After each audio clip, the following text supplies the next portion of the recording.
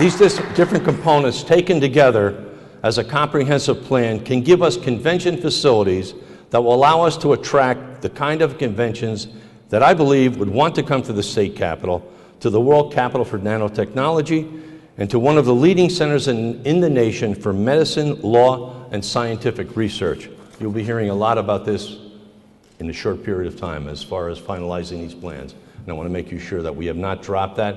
We're going to do what's right, but we're going to move it. And it's very important that we do move that, okay? All of these plans are within our reach in the months ahead. And as I said, I am committed to moving them forward. Maintaining all of these commitments has not been without its challenges. I have said before, there's always a temptation to cut back in the face of rising costs and limited revenues. While we have made painful fiscal cuts, we have not compromised on the delivery of services in our city. Instead, we have chosen to find newer, smarter ways to do more to enhance the vibrancy of our city without placing more of a financial burden on our citizens. Toward that end, as you know, I have lobbied continuously for more aid for our city. I don't hire a lobbyist. I go to the Capitol myself, and the three new electeds will know that. They will see me there quite a bit. And over the years, these efforts have been extremely successful. We secured tens of millions of dollars in state and federal grants for infrastructure, public safety, and economic development. We've also secured millions more in direct state aid, particularly with our pilot on the Empire State Plaza, which over 30 years will result in over $500 million in critical revenue to our city. I am most grateful to Governor Cuomo for his ongoing commitment to our capital city, and in particular for his assistance in advancing 19A pilot payments. He understands the challenges facing municipal governments and has been a remarkable ally in our efforts to lessen the financial burden on our real property taxpayers. I am grateful for his leadership, and on a personal level, grateful for his great friendship. In the days and weeks ahead, I will continue to press the case to our state leaders that Albany receives far less in per capita financial assistance than its peer cities in the state, and that Albany should receive additional state aid as well as equitable compensation for state-owned tax-exempt properties within the city. If we received aid commensurate with our peer cities, it is estimated we would receive an additional $40 million per year.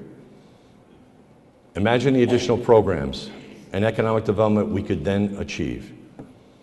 Even so, I am proud of what we have accomplished, proud of the budgetary and management practices we have put into place, and that because of these practices, we continue to have one of the highest bond ratings in the state of New York. Proud of the strategic partnerships we have developed with the New York State, with our county, with our school district, with private industry, and with our many important not-for-profit institutions, particularly with our great arts and cultural institutions and our great colleges and universities. I am so grateful to have with us tonight SUNY's Albany new president, Dr. Robert Jones. Thank you, Doctor, for being here. I appreciate that. St. Rose's new president, Dr. David Zerbaki.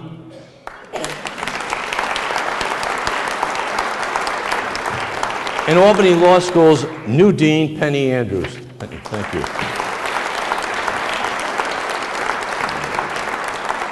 We welcome you to our community, and I look forward to working closely with each of you. And each one of those presidents and leaders have reached out to me already. It's very, very encouraging. I'm very happy. I'm also here, I have to make a little bit of an announcement, okay? We have these regional economic development councils, and basically they do a lot of work. And Jim Barber has been the chair alone for a little bit, and I want to thank Jim for your leadership. Jim, you've done an excellent job with that. I don't know if this is a scoop or not, but I also want to congratulate our new president at SUNY, Dr. Robert Jones, who will be announced as the new co-chair. Doc, thank you. Thank you for taking that job, really.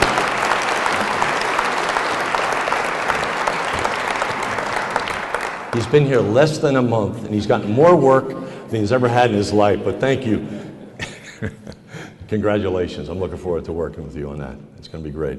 I also want to welcome my good friends, SUNY Chancellor Nancy Zimpher. Nancy, thank you for everything you do. Chancellor Zimpher has been working since she took this office to see how she could use the SUNY system to help all of us out. You know, and she has a cradle to career model in the city of Albany, because you know what, kids are very important to me, so of course I fell in love with this concept, and she has done an outstanding job in putting people together. And Dr. Jones was with me yesterday talking about how do we work with employment, how do we do the right thing. But Chancellor, thank you for what you do, because you know what? We can't take the resources you have and not involve them in our problems, especially in urban New York, and expect to solve them. You have critical insight into this from your previous, and I know both of you have been involved in that. And I just want to say thank you once again for your commitment. Thanks, Nancy. I appreciate that.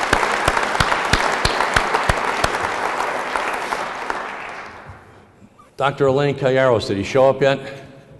He was a meeting up in the Capitol, probably couldn't find a parking spot. But I do want to thank him for his partnership here and his leadership. Dr. Vince Verdile, who's a dean at Albany Medical College.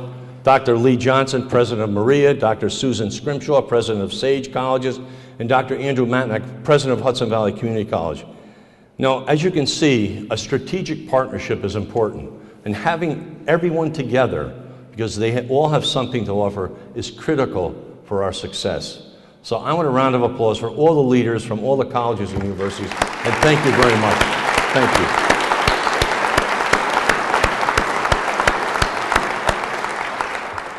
Our strategic partnerships with these institutions have not only enhanced important city programs, but they have also enabled us to leverage so much more than we could have achieved acting alone.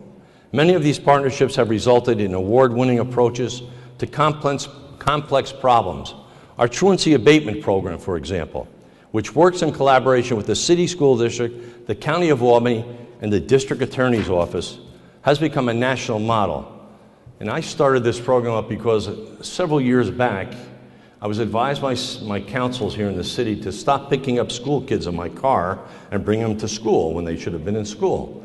And I said, well, I'm a certified teacher and administrator and superintendent. You shouldn't do that, Mayor. I said, okay, we have to get our kids into school because that's where they'll learn. And this truancy abatement program, and David Soares has been involved. I give him a lot of credit. His response to me was, Mayor, I don't want to lock kids up. I want them to get an education. They've been critical. You know, the county has been critical with all of their agencies. My people that I brought on from Albany High School that were retired, they thought, have done an excellent job, Sal Villa and everyone else. So it is a program that I'm very, very proud of. And as I said, with that program, incorporating into our cradle to career, into our private sector investment, into our youth employment program, it's all in one place instead of being all over the place. And that's what we're trying to do here. So I invite the business community to get involved in this as well, because it's important and critical that you help us. You know, finances are limited, but we're doing what we can, and we're going to continue to do this. And I'm very encouraged by the state because they want to make our capital city into what is truly a plan that can be used in Buffalo and Rochester and Syracuse and everywhere else. We can't stand here and say, okay, 52% of our kids are graduating or 58 or whatever, and be happy about it. Shame on us. There's a problem, it has to be fixed. I can't do it without the help of you. So once again, I thank all of you for stepping up and being a part of this new initiative. It really is going to pay off, most importantly for our kids. Thank you. Thank you.